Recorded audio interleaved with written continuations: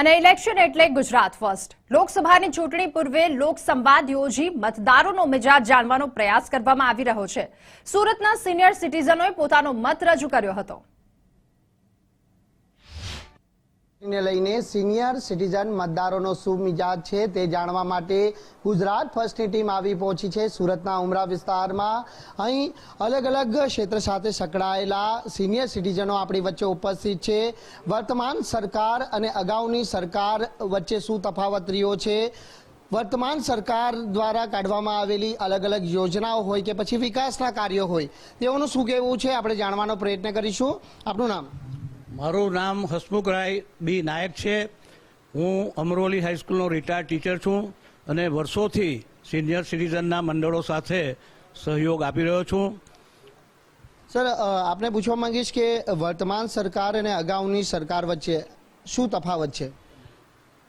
આગળની સરકાર માત્ર પૈસા બનાવવામાં જ માનતી હતી, પણ હાલની સરકાર પૈસાનો છૂટથી ઉપયોગ કરે છે.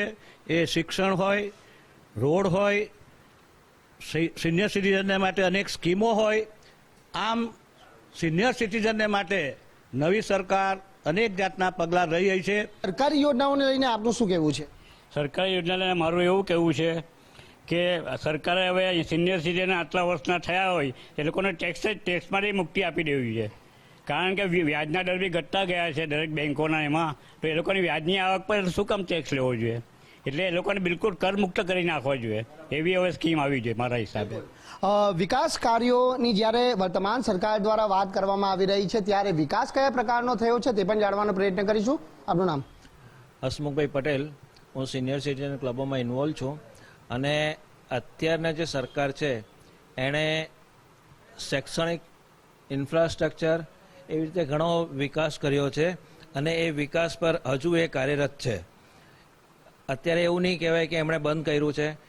જૂની સરકારોમાં છે તે ભ્રષ્ટાચારનું વધારે પડતું એ હતું, જે અત્યારે બધું છે તે કોમ્પ્યુટરાઇઝ થવાથી એમાં થોડોક અંકુશ આવ્યો છે. પૂરું તો નથી બંધ થયું, પણ અંકુશ એક આવ્યો છે એવો હું શબ્દ વાપરું છું. અને એમાં એ પૂરેપૂરી જો સફળતા મેળવે તો મને લાગે છે કે ભારત વિશ્વનો પ્રથમ દેશ થશે.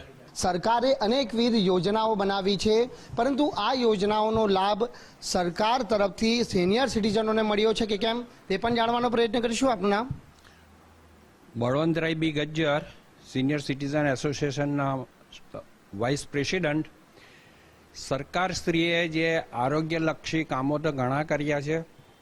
60 એબાઉટના જે વડીલો છે એને માટે આરોગ્યલક્ષી આરોગ્યમય કાર્ડ, મહાલક્ષ્મી કાર્ડ તેમજ એમને પેન્શન પણ બાંધવા માટે એક સ્કીમ યોજના રાખેલી કે એની અંદર અમુક તમારું ફંડ જો મૂકવામાં આવે તો દર મહિને એનું ઇન્ટરેસ્ટ તમને પેન્શન તરીકે રજૂ કરવા આપવામાં આવે છે.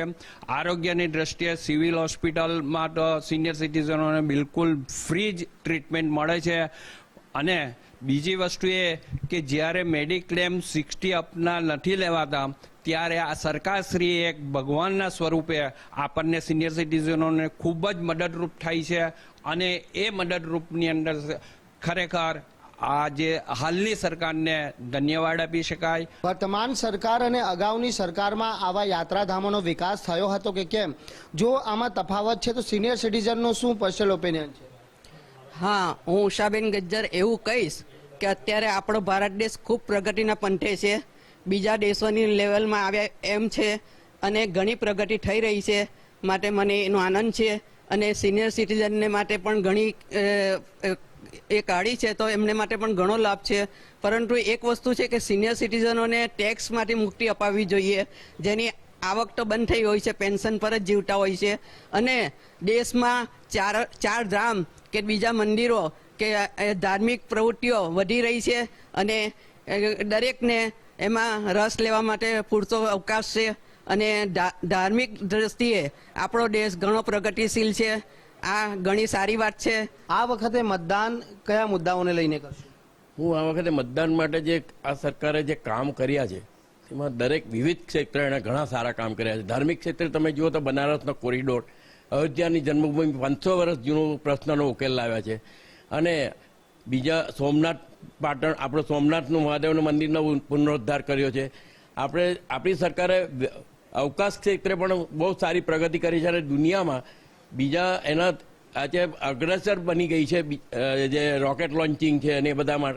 બીજું આપણો દેશ સુરક્ષિત હશે તો એ માટે લશ્કર મજબૂત કરવાનું. લશ્કર મજબૂત કરવા માટે આ સરકારે સૈન્યને બહુ મજબૂત કર્યો, સારા સાધનો શસ્ત્રો વિકસાવ્યા છે અને સૈનિકોને સારામાં સારી લાઈફ જેકેટ બધું પૂરું પાડ્યું છે, બૂટો સારા પૂરા, એટલે સૈનિકને બહુ મજબૂત કર્યું છે.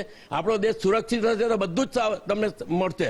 એટલે હું એક જ વસ્તુ કહું કે દેશ સુરક્ષિત હશે તો બધા સુખી હશે. તો વૃદ્ધ એટલે કે સિનિયર સિટીઝનો માટે જે પડતર પ્રશ્નો છે તેનું પણ નિરાકરણ કરવામાં આવે તેવી માંગ છે તે સિનિયર સિટીઝનો દ્વારા કરવામાં આવી રહી છે.